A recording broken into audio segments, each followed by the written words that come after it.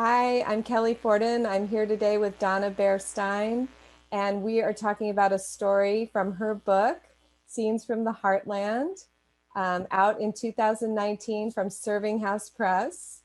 And Serving up books. Serving House Books, sorry. Yeah, And was. we were talking about a story called A Landing Called Compromise. And just to orient people, Donna, where in the book is this story and how does it fit into the rest of the book? It's actually the first story in the book, but the last story I wrote.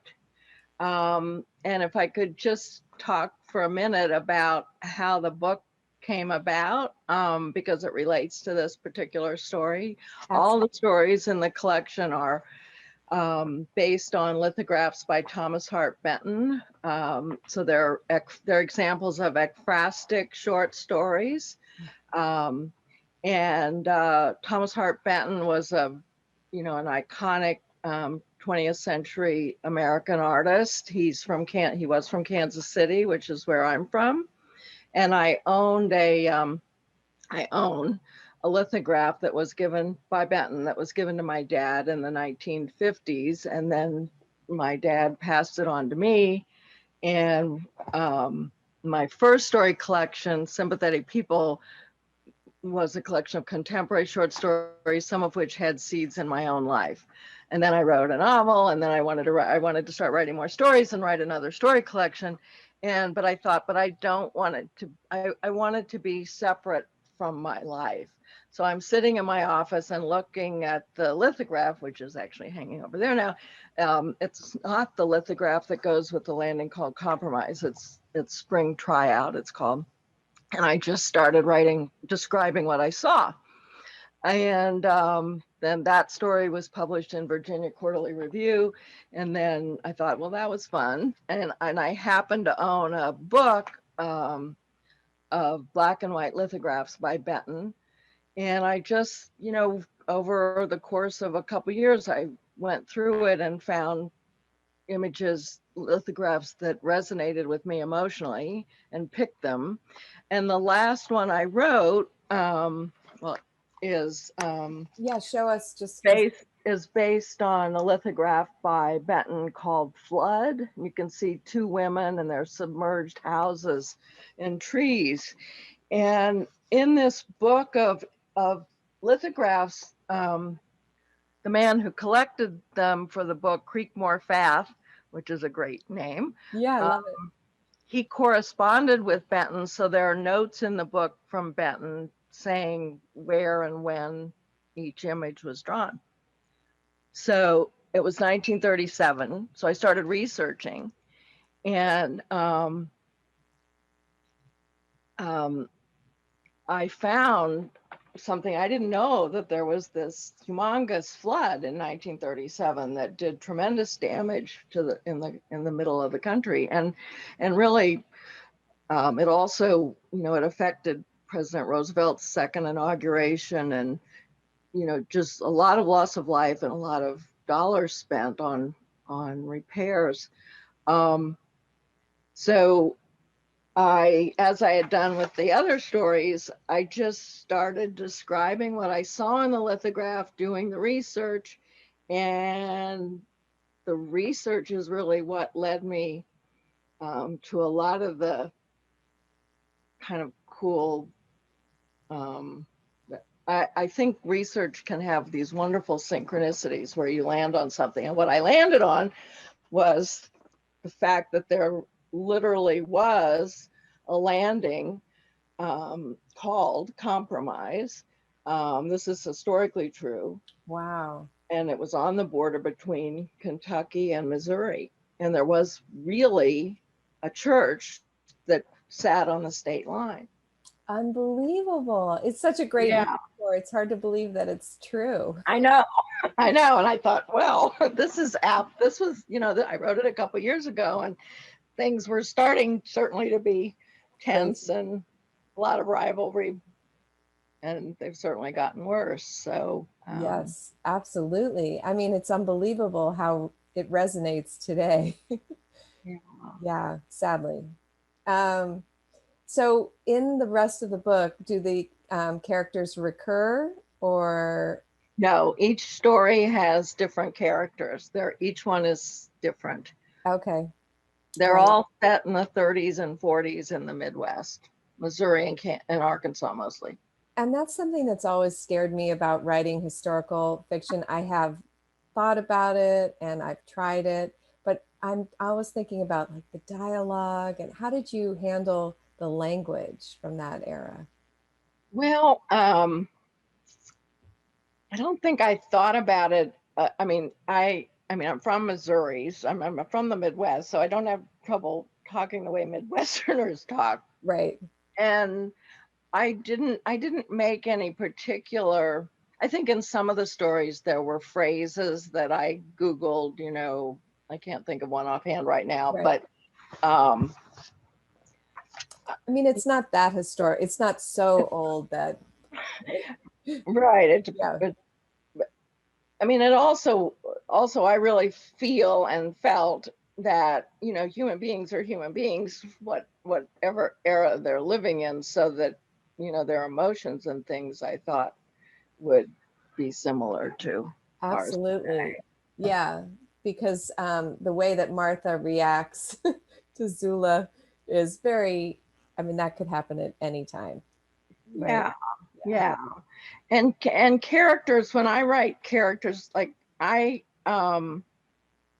mean, she does have kind of a distinctive voice. I mean, my paw, there are things that, we wouldn't necessarily say now, but the characters just kind of come through talking.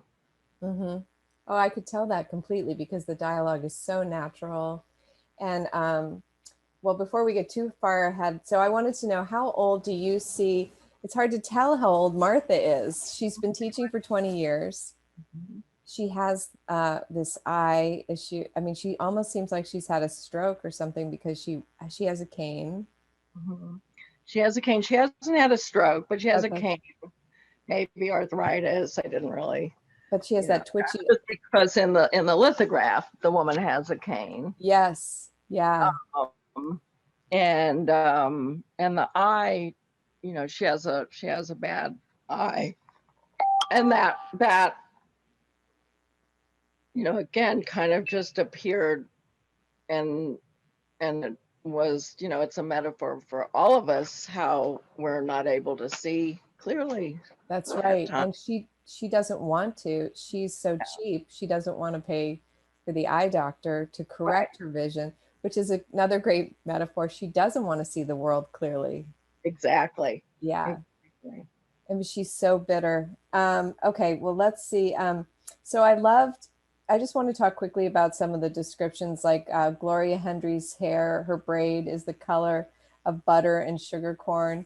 The trees at the near the end of the story um, look like Martha's arthritic fingers.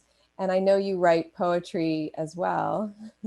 And I was just thinking, like, do you feel like that helps you in the crafting of those images, or I do they come to you later, or do they come to you organically while you're writing? don't come in the first draft. Okay, good. Yeah, they come later. I'm Yeah. always encouraged to hear that. Oh, yeah, my first drafts are terrible. Okay, yeah, And, and and I have way trouble. too long. You too? Well, I just have trouble letting that. I think it should come out sounding better, and then I read it over, and I think this is horrific. But the more writers I talk to, the more you learn. You go over it and over it and over it, filling Yeah. in. I envy writers who can write first draft, final draft, and I know some, but I'm not one at all. So for different writers, things come at different stages. Are you more dialogue character driven in the first draft? Like you know what the action is, but you set the scene later? Or are you a scene setter and then the action comes later? I think, well, with this story in particular and the other stories in this book, it was more scene setting because I would start by looking at the lithograph. So I would describe what I saw. Right. Which is great because then you have that all There's set. a setting, there's a time period, there's Yeah. characters. But what was interesting was, I think, I said a few minutes ago, like I wanted to get away from writing about my own life. But what happened, even with that very first story, I ended up, our psyche gets in to our characters, no matter what era our characters are living in. So, Yeah. it, Yeah. Just the, I didn't get as far away from my own life. No. But Yeah, we have our neuroses and we bring them yes, along. yes, yeah, Okay. So she is, um, you know, she's very angry at Zula, right? yes, And Zula, so the church is situated with one side in Fulton County and the other side in Missouri. I forget the name of that county, but New Madrid. It's yes, in New New Madrid. Madrid, yeah. Okay, and so Zula is from Fulton County, which I got the impression that's sort of the lower class, sort of trashier.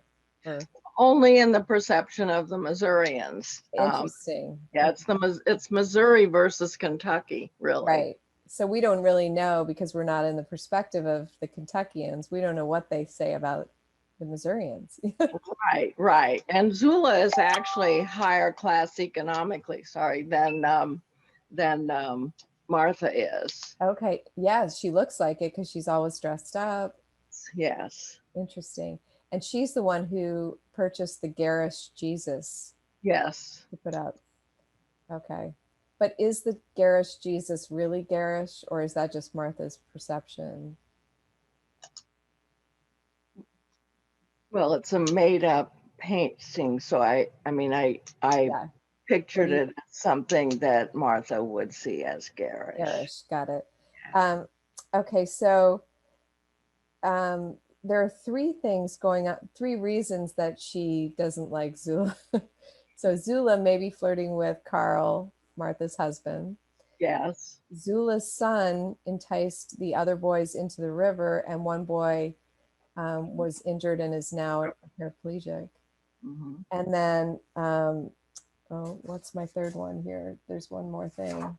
I never should do like, It's that Zula has been asked to teach the children's yes, Bible study group, the good and Martha news. thought she was the Good News Club, right? And Martha thought she should be the one to teach it. Yeah. So, and we never know for sure. We don't know for sure if Zula has been flirting with Carl. I mean, we know she might be flirting, but she's not, Well, no, yes, she may just be a flirtatious person. right. And Carl seems like he really loves Martha. Yes. She's very bitter. So I'm kind of like, she just, Well, she's bitter about Zula. I don't know that she's bitter about other things, but she's definitely bitter about Zula. about Zula. Okay. Okay. So, but she doesn't like the Reverend either. Right, because he's new. Right, she's somebody, and this is probably reflective of my psyche too. As one ages, one's, and I'm a Capricorn, so I tend to respect what came before me, and Right.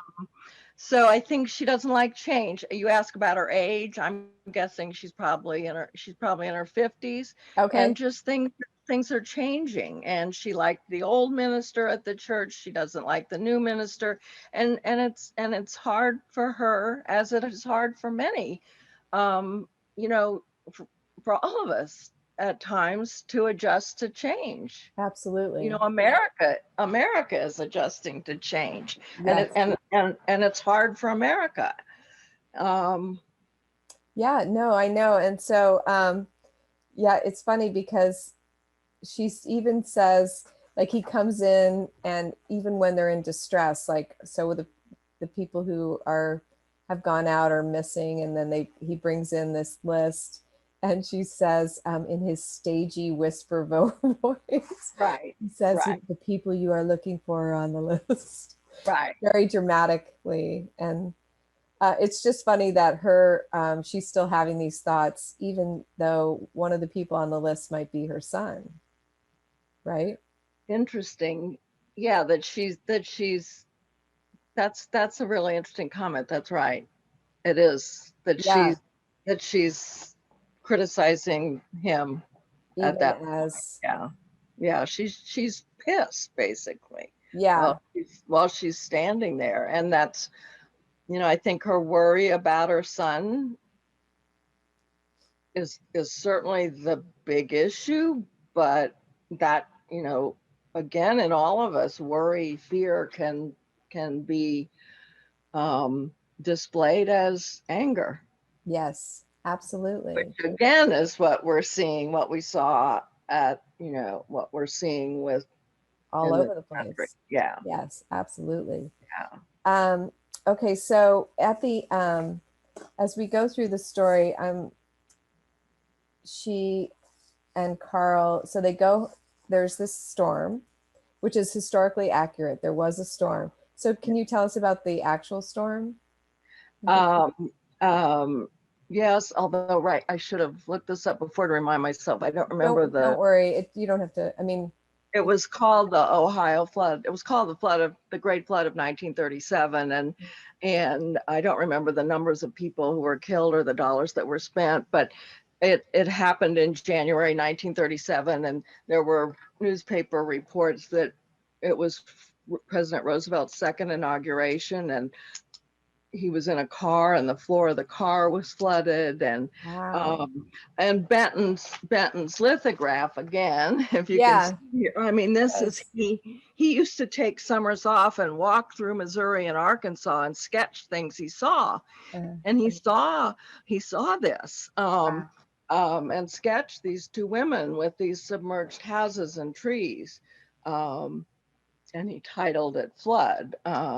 Right. So So when they don't want to leave their house, Martha and Carl don't want to leave their house. They want to just stay there. And their son says, no, we have to go to the church. right. You're picturing their house being one of those houses right there in the picture, or No, no, no, not no, necessarily? because that scene ends up, that lithograph, the scene in the lithograph is very late in the story. Yeah. The two women pictured here are not the two people who have a rivalry. Yeah. Uh, this isn't Martha and Zula, it's Martha and her cousin. Uh, Beulah. Pardon? Is her cousin Beulah? Yeah, Beulah. Yeah. Uh-huh. So it's when Martha gets really upset and thinks about going down to the river and walking into it. And Yes. Beulah comes and finds her. And do you think, okay, so what happens is just I mean, will have read the story, hopefully, but she goes out and she says, my son's out, might be out here somewhere. So she leaves the church, she goes to walk toward the river, and she has that moment where she thinks, She's I could ready to just, give up. yeah, I could just go in. Mhm. And it's interesting to me too, because, well, is that because basically her son could be dead? Or is it because it is because of that, basically? Mm, Yeah. definitely. And are you assuming that their son was dead? Because we don't ever find out for sure. I didn't decide. Okay. No, ambivalent at the end. We don't know. Yeah. But More but like it. what we do know at the end, what I hope the ending shows is that um, that these two rivals, Zula and Martha, that they realize they have more in common than they thought, because they both are at risk of losing their sons, and so they have common humanity, which I really do believe. And most of us, no matter what political persuasion we are, I really do believe there's an awful lot of common humanity among us. Absolutely. And when it comes down to a situation where your life is on the line, you no longer care much about all of the other trappings. Exactly. Yeah. Exactly. Yeah. Um, I loved the last line of the story, especially. I mean, it just was such, um, or what they're, well, I love this, but she caught Zula's eyes squarely, nodding curtly in recognition of all both had to lose. Right. I mean, it's such a fantastic last line. And then the page, I'm not sure where I printed it out. So it's sort of four or five, oh, that's okay. 4 or 5 paragraphs before that is a fantastic line where she says, she remembered her grandfather's tale. She tried to picture the river running backward and time with it, bringing her Jean back to her, or even bringing back the boy he'd been, the young woman she'd been before Jesus had gouty eyes and women flirted with her husband, before things got so complicated she couldn't figure out who were the good guys and who were the bad. That's such a Right. great, yeah.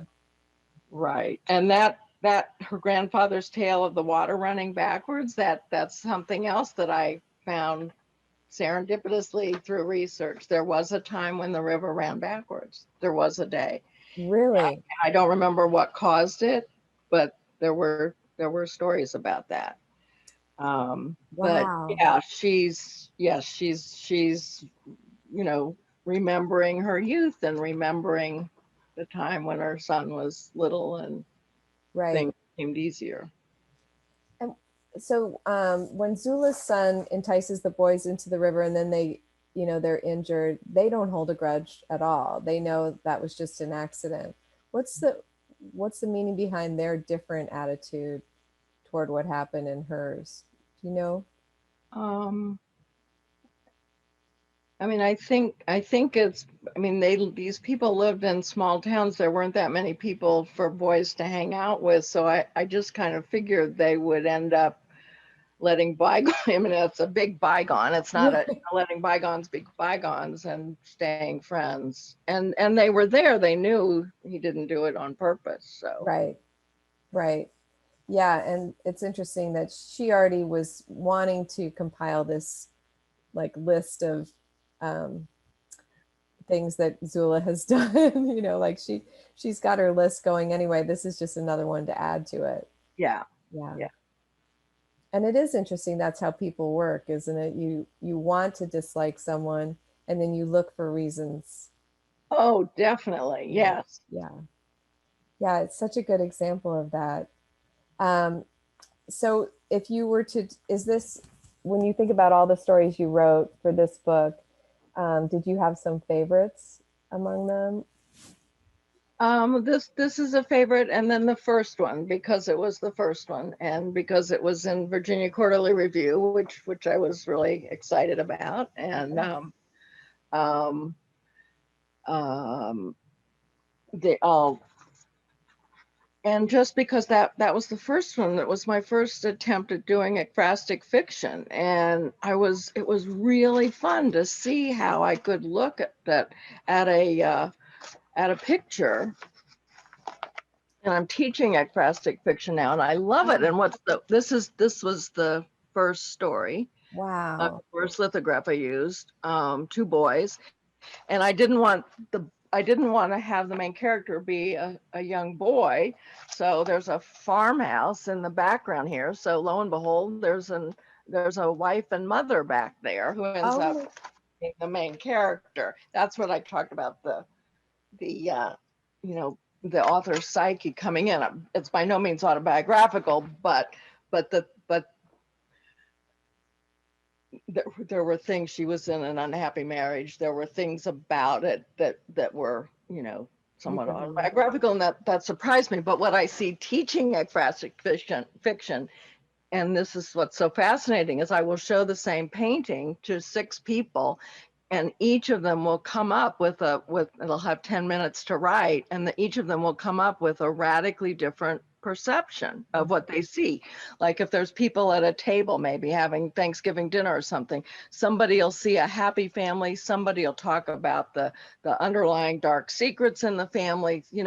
They'll bring their own psyche and they'll see things differently. We each see things through our own perception. Yeah, that is so fascinating It because is, yeah. I've taught and I think about ekphrastic poetry all the time, but I actually have never really given any thought to ekphrastic fiction. There's not that much out there except novels. I mean, not that many stories that I know of. But Right. Christina Baker Klein's novel, "Piece of the World," Oh, based on the Wyeth painting, "Girl with a Pearl Earring," is a yes. drastic novel. Yeah. Um, but it's so people, we see what we see. Yeah, that's so fun. And actually, during this pandemic time when at least my own creativity has been at a lull, Yeah, mine it's a too. it's really a good way to get inspired, to look at something and just use that as your focal point. Yes. Yeah, that's wonderful. So what are you working on now? Well, I've started another novel. I'm also working sporadically during the pandemic. I've been teaching more than writing. I've really enjoyed the teaching, but the novel is also historical. It's got Tesla, Vivekananda, and Sarah Bernhardt in it, and Oh, it came from they had a dinner together in 1896. They were friends, and that came through research that I did for The Silver Baron's Wife, the novel I wrote, and I learned that Sarah Bernhardt was friends with Tesla and Vivekananda, and that Tesla and Vivekananda correspondent, and they saw that their ideas of reality, Tesla's scientific idea of reality and Vivekananda's Vedic idea of reality, matched. So it's like science and spirituality together. wow. That really interests me. I don't know that I have the mental capacity. I hope I'll finish it. I have about 90 pages. I'll finish it. But That's great. it's interesting to me, and I realize a lot of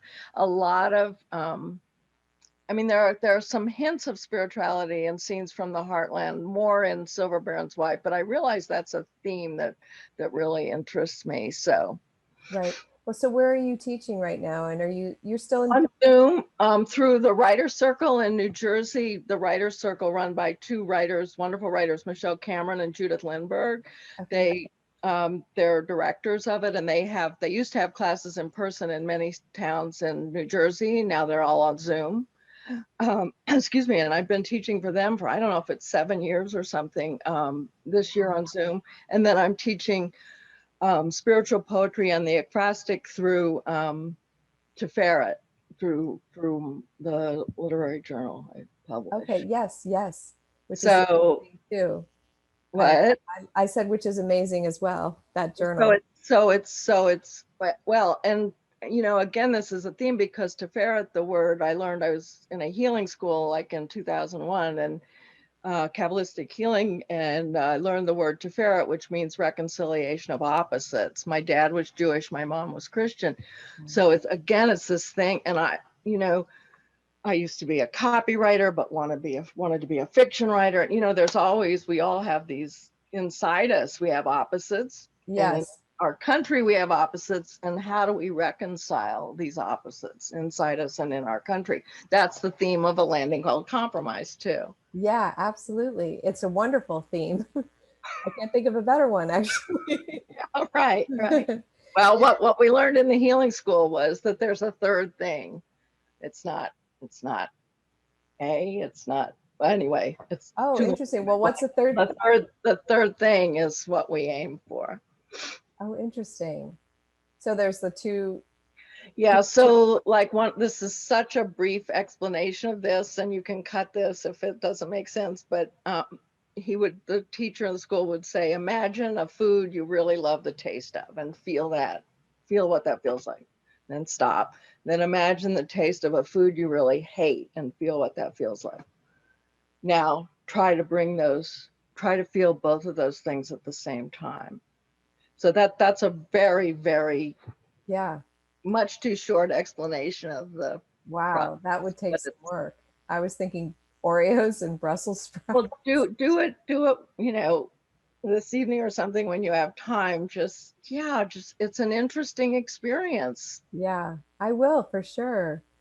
That is really fascinating. Well, thank you. I really appreciate it. And it's been Thank wonderful talking to you. you. Yeah, it's great to see you. I love your writing. I love your stories, and your students are lucky, I'm sure, to have you Oh, as a teacher. And I hope we get to talk again. I do too. And I look forward to your next book. And yours, what are you working on now? Can you tell me real quickly? I'm not really, I'm all over the map. I'm like with a little bit in a memoir and then some poetry and then I'm short story, you know that, Yeah, I know that feeling. yeah, it's a crazy feeling. All But right. I'm plugging away, so that's not Good. too bad. Yeah. Thank you. Thank you. Enjoy your weekend. Okay, you too. Thank Bye. you, Kelly. Bye-bye.